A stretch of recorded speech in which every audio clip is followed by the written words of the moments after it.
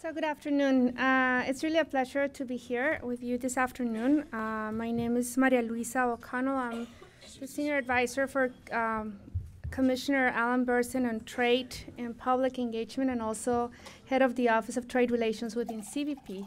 I want to thank for the invitation to host this panel for a topic that is very close and dear to my heart.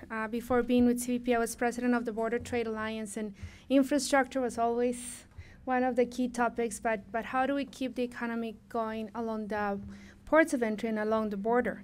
Our panel today is a panel that brings really a wealth of expertise and wisdom and knowledge from different perspectives in terms of how do we deal with the challenges of infrastructure and doing economic development and commerce along the ports of entry. And I hope that you can take fully advantage of who you have here in the panel because it's a very unique opportunity to have them together and be able to look at different areas. I'm going to very briefly just tell you who we have here on the table. I'll start with the Honorable Congressman Jim Colby, who currently serves as a Senior Transatlantic Fellow for the German Marshall Fund of the United States. He advises on trade matters, as well as issues of effectiveness of U.S. assistance to foreign countries, on U.S.-EU relationships, and on migration, its relationship to development. And I'm not going to read the whole, I just want to tell you how I always remember Congressman Colby, the father of NAFTA.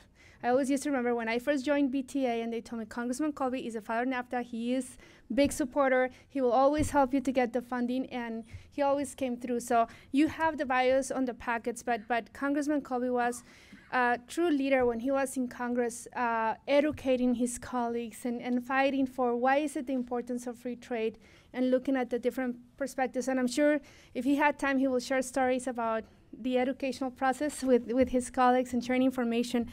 But we're very honored to have Congressman Colby here, and he served in Congress for 22 years. So great, thank you so much, sir, for being here with us today.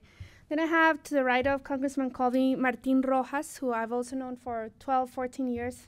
Time goes fast, right, Martin, when we're having fun? No. Don't say anymore. I know. Martin is the Vice President of Security and Operations for the American Trucking Associations, where he coordinates ATS security-related policies and activities impacting the trucking industry, focusing on making the movement of trucks through North America as safe, efficient, effective, and as secure as possible.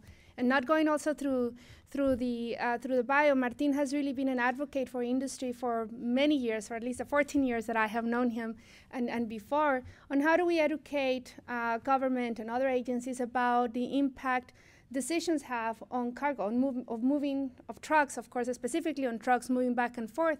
But I think very fast you realize that it was not only about trucks, right? It was the whole commerce, the whole supply chain, the whole process. So trucks is only one tool or one element of the whole deal.